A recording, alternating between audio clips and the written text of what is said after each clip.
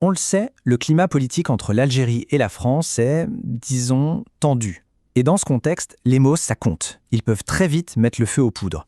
Aujourd'hui, on va décortiquer une analyse qui pose une question assez grave. Est-ce qu'un discours récent est en train de pousser, peut-être sans le dire, vers l'irréparable? Alors tout part de là. De ce titre, urgent, si vous êtes franco-algérien, vous devez voir cette vidéo. On est tout de suite dans l'interpellation, dans l'alarme. Et c'est justement le point de départ de la vidéo d'Idriss Aberkane, que l'article source de notre analyse d'aujourd'hui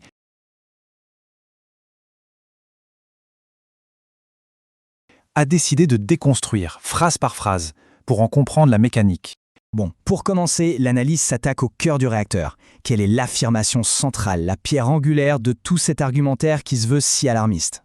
Et là voilà, cette affirmation choque. Jamais la situation n'a été aussi grave. Je suis infiniment sérieux. La Commission européenne s'est donné les moyens, pas s'apprête à se donner les moyens, s'est donné les moyens complets, entiers, pléniers, de violer les droits fondamentaux des Franco-Algériens. Écoutez bien, ce sont en un claquement de doigts. C'est pas demain, c'est pas après-demain, c'est pas dans 3 mois, c'est maintenant. Si la Commission européenne le veut, un Franco-Algérien peut être démis de ses droits fondamentaux comme ça, juste pour avoir exprimé une opinion qui est conforme à celle de sa patrie, l'Algérie. L'idée qu'un franco-algérien pourrait se voir privé de ses droits, comme ça, en un claquement de doigts, juste pour avoir exprimé une opinion. Et pas n'importe laquelle, une opinion qui serait alignée sur la position officielle de l'Algérie. C'est vraiment ça le cœur du message. Alors, face à une déclaration aussi forte, l'article fait quelque chose d'essentiel. Il essaie de séparer le vrai du faux, ou plutôt de distinguer ce qui relève du droit, du factuel, et ce qui relève de la rhétorique, de la construction d'un discours. En gros, où s'arrête la réalité juridique et où commence l'interprétation. Et premier point, l'article le confirme. Oui, il existe bien un cadre légal pour des sanctions ciblées. C'est le noyau de vérité de tout ça. Ces mesures, comme le gel d'avoir, elles existent, c'est public. Mais, et c'est un mais absolument crucial, elles visent des individus bien précis, nommément désignés, et surtout, elles peuvent être contestées devant un tribunal. Et c'est là que l'analyse met le doigt sur quelque chose de fondamental. D'un côté, on a une réalité juridique, un processus qui vise un individu basé sur des actes précis et qui peut être contesté en justice. Et de l'autre, on a l'affirmation rhétorique, une menace qui pèserait sur tout un groupe, de manière automatique, juste pour une opinion. On voit bien le glissement, le changement d'échelle est énorme. Mais l'analyse ne s'arrête pas à la question du droit. Elle se penche aussi sur les mots eux-mêmes, les mots qui sont choisis et qui ne sont pas neutres du tout. Ils sont là pour créer une émotion, un sentiment d'urgence absolue. Tiens, prenons cette phrase.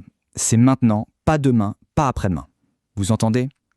En martelant cette idée d'un danger immédiat, l'objectif, selon l'article, c'est de court-circuiter la pensée rationnelle. Il faut réagir et tout de suite. Et ça continue. Avec cette autre formule, vos droits sont déjà violés. Là, on change complètement de registre. La menace n'est plus une simple possibilité, quelque chose qui pourrait arriver. Non, c'est présenté comme un fait accompli.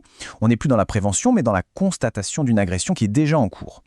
Et pour boucler la boucle, on a cette phrase. Il n'y a plus de recours réel.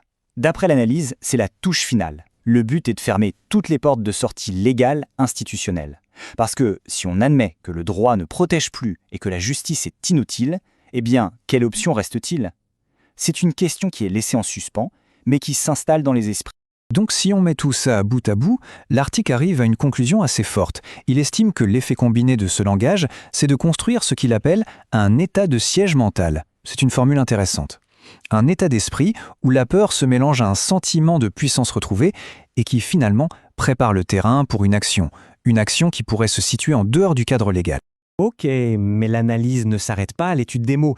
Elle va plus loin en élargissant le cadre. Elle introduit un contexte politique, géopolitique même, qui est jugé indispensable pour comprendre la portée réelle de ce discours.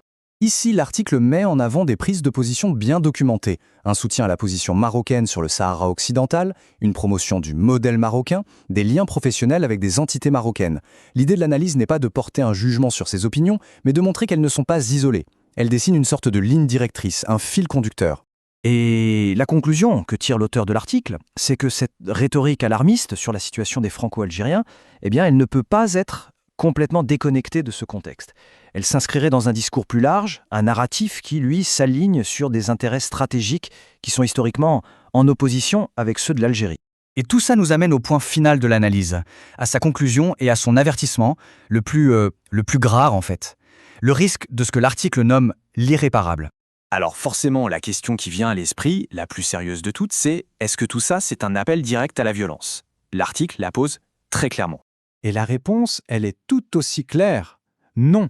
L'article est formel là-dessus. Affirmer qu'il s'agit d'un appel direct à la violence serait factuellement faux et juridiquement infondé. Le danger, selon cette analyse, n'est pas là. Il est ailleurs, dans un mécanisme plus insidieux. D'accord, mais alors, si ce n'est pas un appel direct, où se situe le danger? L'article le décrit comme un processus, une sorte de cheminement psychologique en 3 étapes. D'abord, on flatte l'orgueil et la fierté d'un groupe. Ils ont peur de vous. Ensuite, deuxième étape, on lui dit que toutes les voies légales sont bloquées, qu'il n'y a plus d'espoir de ce côté-là. Et là, logiquement, pour certains esprits, la troisième étape s'impose d'elle-même. La seule solution qui reste, elle est forcément en dehors du cadre de la loi. Et on termine avec cette phrase, la conclusion de l'article, qui résume tout. L'irréparable commence par la conviction que plus rien ne peut être réparé. C'est puissant comme idée.